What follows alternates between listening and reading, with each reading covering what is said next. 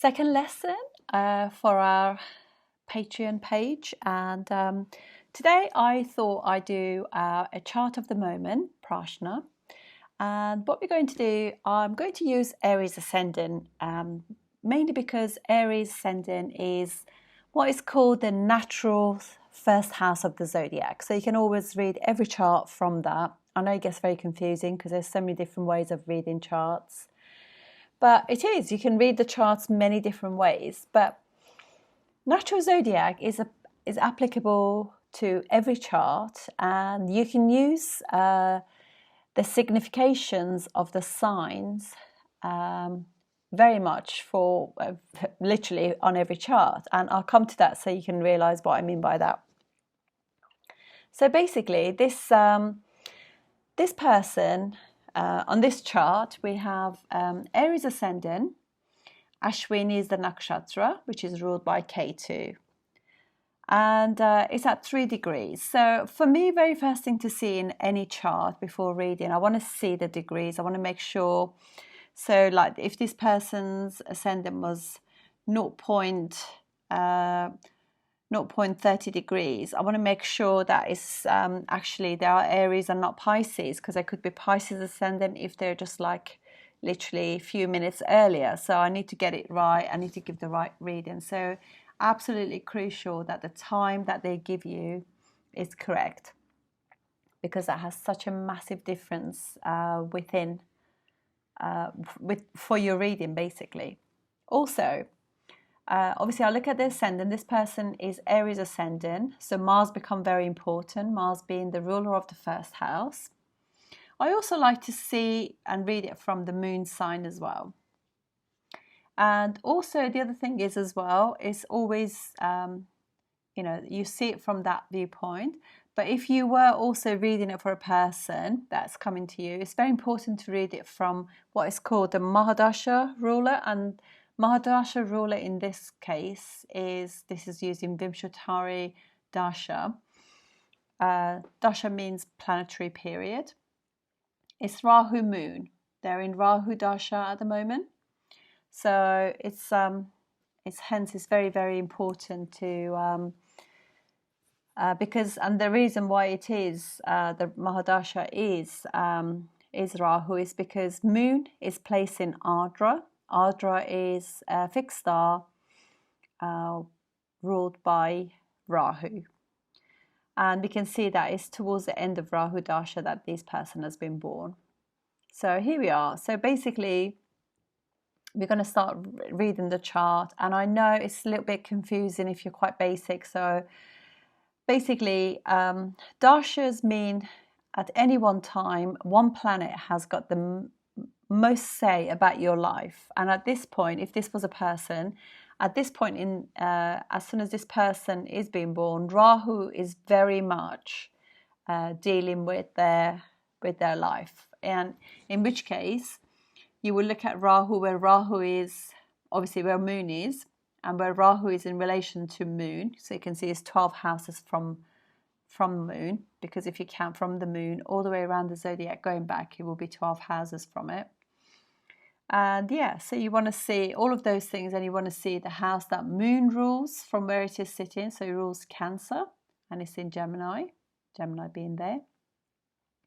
And Rahu, which is sitting in Taurus, the second house of this person's second house, also rules the 11th house, co-rules Aquarius with Saturn. So, and it's gone into the second house. But actually, that gives you a massive Dhana yoga. Dhana yoga are wealth creating yogas. It's yoga is like a sort of connection between houses and lords. And anytime you have the second house ruler, this is second house Taurus, and if you count second, third, fourth, fifth, sixth, seventh, eighth, ninth, 10th, 11th, anytime you've got a connection between 11th house and the second house, and that gives massive Dhana yoga. But also it can be created when there's a connection between first, second, fifth, 9th and 11th house. First, fifth, and ninth being the trinal houses. They're very auspicious houses, very, very good houses, the best in the chart.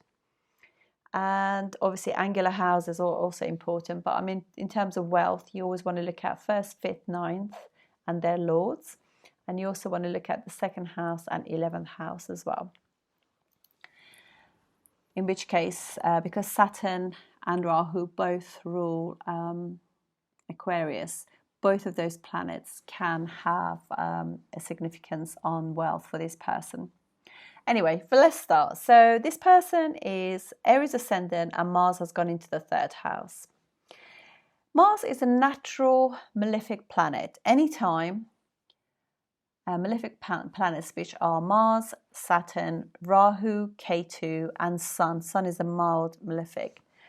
They go into third house, 6th house, 8th house, 11th house or 12th house. It's always good because these houses are the houses that can give us problems, literally. 3rd house obviously is not as malefic as 6th, 8th and 12th.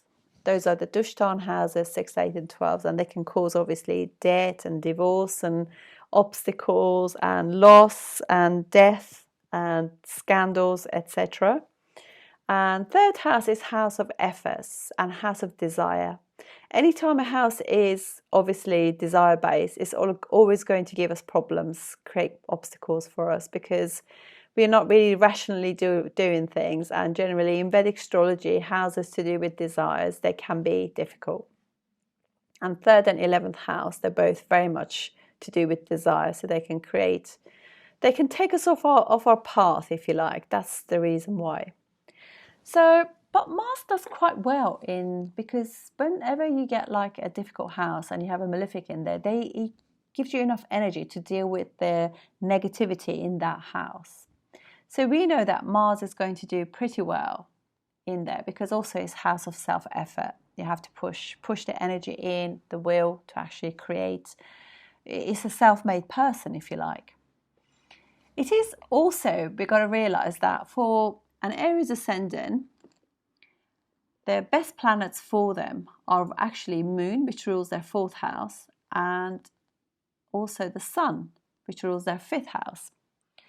And so obviously those planets will give them sort of really good fruits. Also, the other planets that are good for them also are Mars will be a good planet for them because also rules the 1st house, and 1st house is a triangular. Sorry, I don't mean triangular. It's an angular house, and also it's a trinal house. That's what I meant to say. I kind of mixed them together. So trine house, 1st house is trine because obviously 1st, 5th and 9th, they're trine in 5 houses from each other, all 3 of them. And also an angular house. So 1st, 4th, 7th and 10th are angular houses. So the pillars of your chart. The important kind of sectors of your life, if you like. So it's yourself, your home or your mum family, your spouse and your career. These kind of very much give your life shape. But Mars can slightly mar things for them, although 8th house is considered to be, it doesn't break any yogas, if you like, because sometimes if somebody has their 1st house ruler also rules a difficult house, 6th, 8th or 12th, it can cause issues with the quality of any planetary yogas. Yogas, obviously, as I said, there is like connections between house rulers, their lords, and connection with other house rulers and lords. So it can actually spoil the fruits of the yoga because sometimes yogas can give you a lot of wealth, a lot of success, a lot of achievements, but these can also make things a little bit difficult for you. Just by the fact that that planet also rules a difficult house. So it's not completely unblemished, if you like. So here we have, so Mars, but somehow 12th house, although it's a difficult house, and 8th house, another difficult house, they're not as difficult as the 6th house. 6th house, for example, for Scorpio ascendant, Mars rules their 1st house, but also rules Aries, their 6th house. then in that case, for them, Mars can actually spoil things for them, because it can cause kind of issues with their work, with illness and things like, because if obviously all of those, for some reason, it can give issue, blemishes any good yogas and things like that. But the good thing is with third house, sixth house, 10th and 11th house, they're also upachaya houses. So with age and with time and patience, these planets and their sort of signification of the houses gets better, and they give better fruit with time. So you don't necessarily get the fruits younger in age, if you like. Anyway, I want to leave the yoga things for another time, but obviously as we're coming across them, I like to talk about them as well. So this person, obviously, we said that this self-made person, and obviously it's gone into the house of technology. Gemini being technology is writing, arts, it's a thinking process, it's your travel, friends, siblings, friends, neighbours, things like that. So your creativity, self-expression, as I said. So this person obviously can be quite arty as well. And but because Mars is not friendly to Gemini, with Gemini ruler Mercury, because Mercury rules two difficult houses for this, for the Aries ascendant. And anytime a planet rules your sixth house, or their multi-cone sign falls into 6th, 8th and 12, you know that you're going to have difficulties with that planet, basically. And multi-cone, which is like, say, the head office of Mercury, is in Virgo. In 15 to 30 degrees of Virgo is the multi-cone of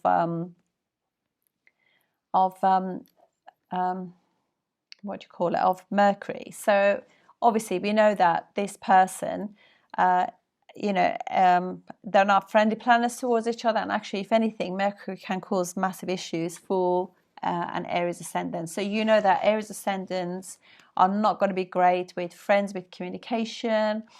They were going to be quite good actually at things like, for example, they can be quite handy. They could make things, because obviously third house rules your hands, your shoulders and arms. So they could be quite handy at making things. They could be quite into arts and crafts as well.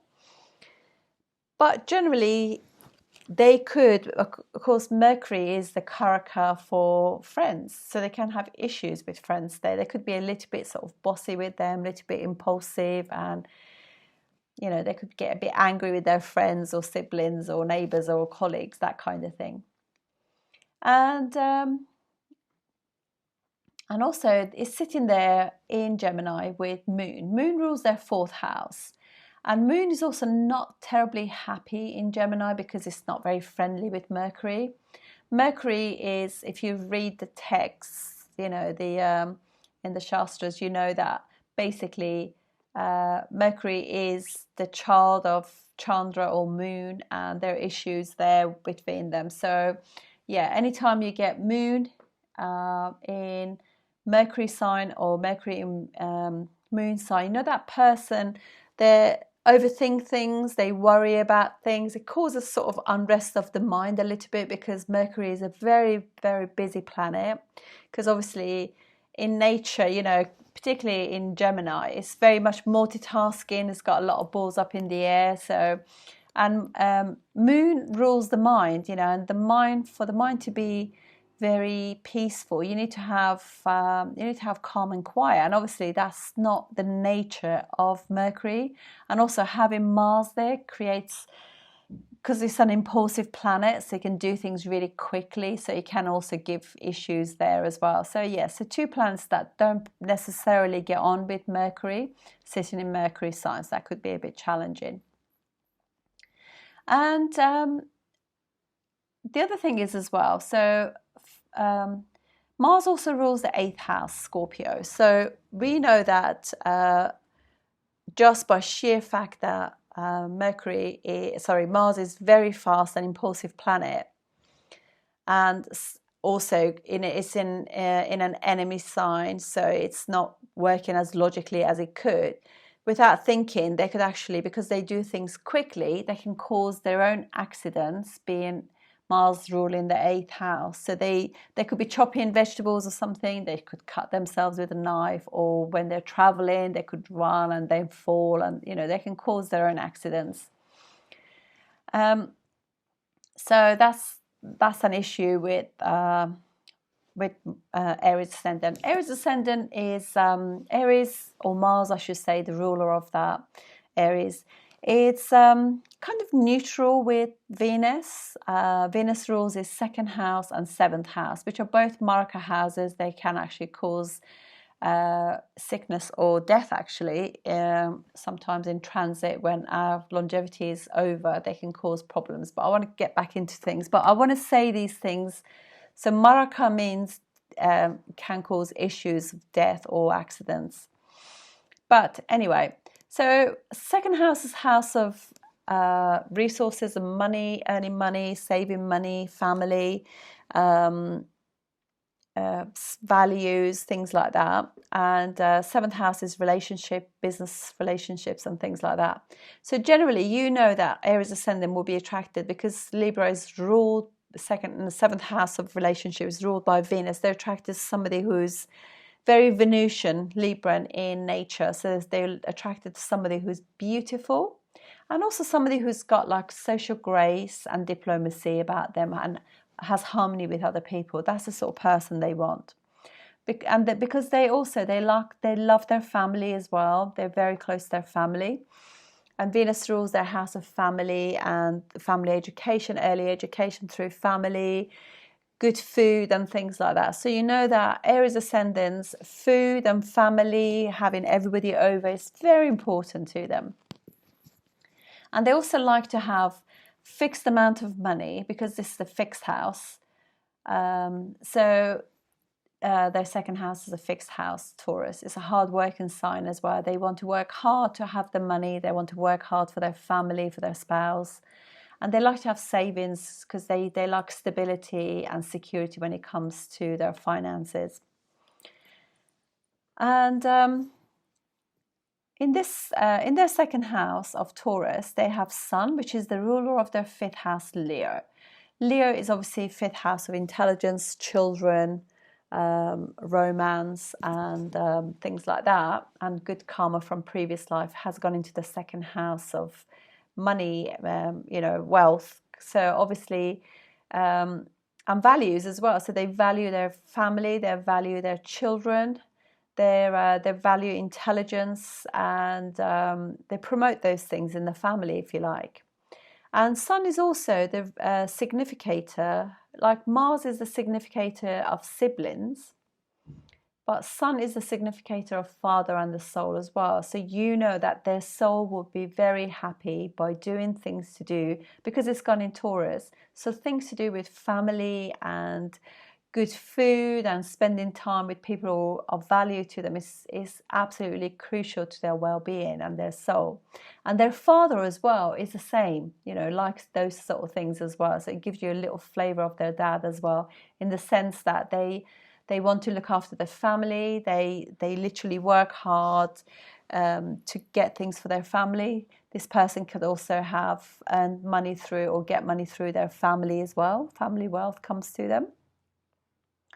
Or even maybe family, family business or something. They get money through that. So 5th house ruler, whenever you've got a connection between the trinal houses, which are 1st, 5th and 9th, and the 2nd and 11th house, because these are money houses, then this creates what's called a Dhana yoga or Dhan yoga, which are the yogas or planetary or house connections that gives you money, brings wealth. So you can see that this person is destined to have a lot of money, because they obviously have got, we saw the 11th house ruler Rahu being in the 2nd house. That's a really, really massive. Rahu magnifies things as well.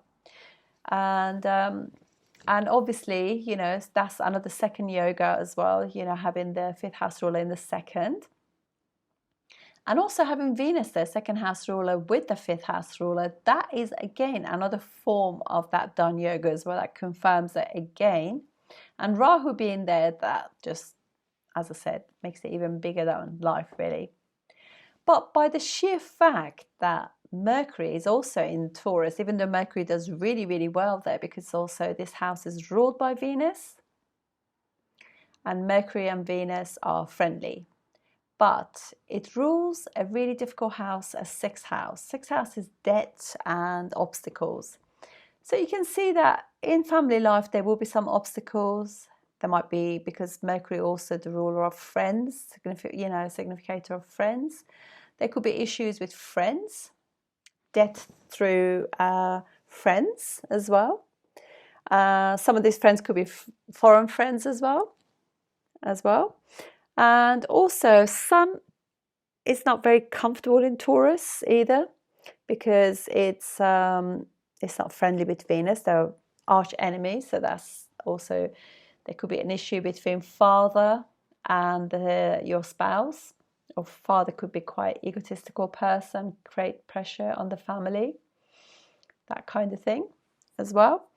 So that we can see as well. So you can see how we actually, like, literally using all these significations of the planets and their sort of rulerships and their relationship with each other with planets. You can see so much in the chart as well.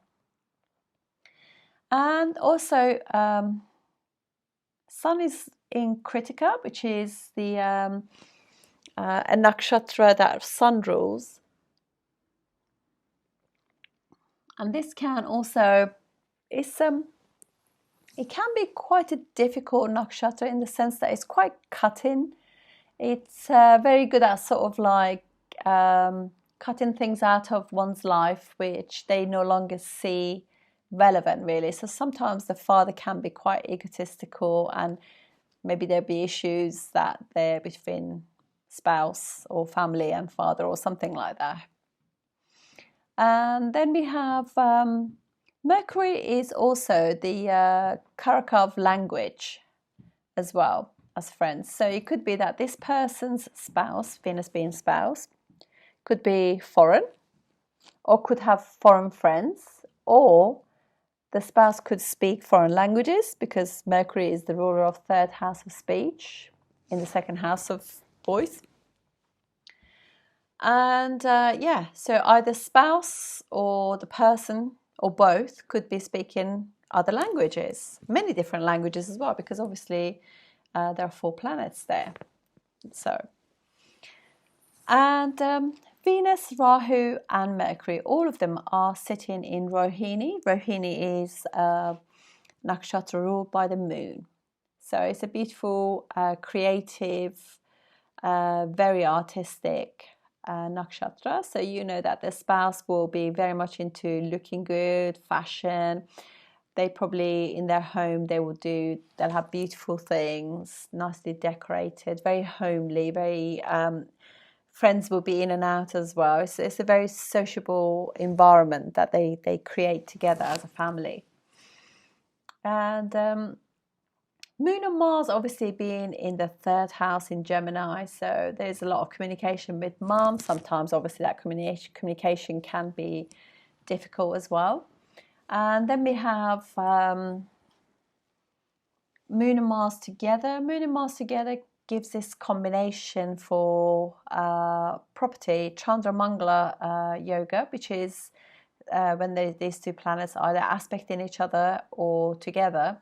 They create this very good for property, for business, for achievement at work, things like that. This person, because it's in the third house as well, it could be that they literally are, they could be drawing they could be architects, designers of properties, or they develop properties or land, and something like that. And also because Mars, obviously all planets they aspect 7 houses from themselves, but Mars, Jupiter and Saturn have got special aspects. So Mars actually aspects Virgo, Virgo is very much, particularly latter parts of Virgo, is very good for design. So this person could possibly go into design, and being aspected by Mars as well. That's another indication. And they could also, because also aspects obviously 7 houses from it, which is Sagittarius. So Sagittarius is normally also far lands, if you like. So they could have property away from home. And also Mars is aspecting by its eighth aspect, this aspect in the 10th house Capricorn. So this person, because Mars and Saturn makes one very hard working, but also it could also be that this person could be an engineer, could be in construction, because Saturn rules those kind of things as well. And together with Mars, you know, it could be somebody who works with metals, with mines, gems, things like that. So stuff like that as well. And then obviously Cancer is ruled by Moon, and Moon is going into the 3rd house. So Mum loves to communicate as well. Is a great communicator, loves to communicate with her friends and do lots of activities, because Gemini is a very busy sign. It's interested in many things, and siblings and neighbours and everything as well. And it'd be a mum who's quite sporty as well, because Mars sitting there. Obviously Mars gives Moon anxiety, you know, so it's not all great there, but you know, sometimes this person could have arguments with their mum and upset their mum through the way they communicate. And then obviously we spoke about Leo, 5th house ruler, in the 2nd house, and we have Virgo, 6th house ruler, in the 2nd house. So there could be some loss of money there as well. They could lend some money to a friend and never get it back, you know, that kind of thing. So, and then Libra, obviously we talked about 7th house ruler. So as soon as they get married, their wealth can go up as well. That's an indication that 7th house ruler in 2nd. Then obviously we got the 8th house, and Rahu, Ketu are very good in this axis. It's actually, they're exalted. Rahu does really well in Taurus. Taurus is all about gains and, you know, materialistic gain and comforts like that. So Rahu is very much at home there. And basically Scorpio is a very kind of like, it's quite a spiritual sign, being the 8th house. 4th, 8th and 12th houses are all to do with spirituality and release from this world and higher dimensions. So this person, Ketu, you can see that maybe this person in previous life, because Ketu's previous life is what we bring into this lifetime, whereas Rahu is things that are new to us. So this person has got to experience things to do with the 2nd house. But in previous life, there might be an astrologer, psychotherapist, psychologist, analyst like that, tax inspector or something like that. But yeah, both exalted in those positions. 9th house ruler and 12th house ruler Pisces is Sagittarius. It's Jupiter. So this person, Aries ascendants, just by the sheer fact that they actually are have Jupiter as their 9th house ruler and the 12th house ruler, so they could have because obviously 12th house expenses and losses. They could have, through higher education, they could create themselves some expenses and debt, losses, expenses, or they could go abroad, because both 9th house and 12th house are house of faraway distances, and you know, so they could actually go to a university, do their higher education abroad. And the father could also be the same. And because the 1st house ruler then actually aspects the 9th house, that gives you a Raja Yoga as well, by the way, and also 4th house ruler aspecting the 9th house, they could have a property abroad, because this two together, Mars, Moon, give you property. They could have property abroad. And they could be quite religious as well. Mother mother and father both religious, because Sagittarius 9th house is religion, beliefs, truths. It's yeah, so that could be that as well. And having the ruler of the 9th house in the 11th house, so it could be that father has Jupiter expands wherever he's sitting, has got a big big group of friends, and so is very sociable and gets a lot of happiness through groups and networks that he has something in common with. And also it could also be that both him or his father could also have losses through friends and groups as well, or can have friends from all over the world, international friends, that they're all quite charitable as well. 12th house is charities, and 12th house is big networks, so they could all do things, very humanitarian stuff as well. Saturn rules the 10th house, and is sitting in the 10th, so obviously this person is very much a career person. Mars aspect in it as well by its 8th aspect, so it just makes it even more important.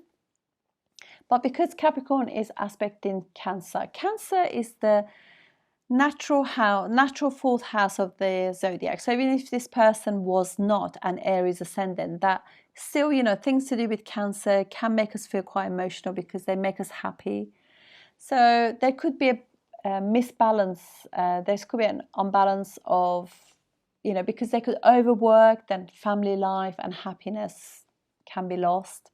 So they have to really work on their 4th house and making themselves happy. And then we have, so if we go through the aspects as well, so that Sun, Venus and Mercury are aspecting the 8th house.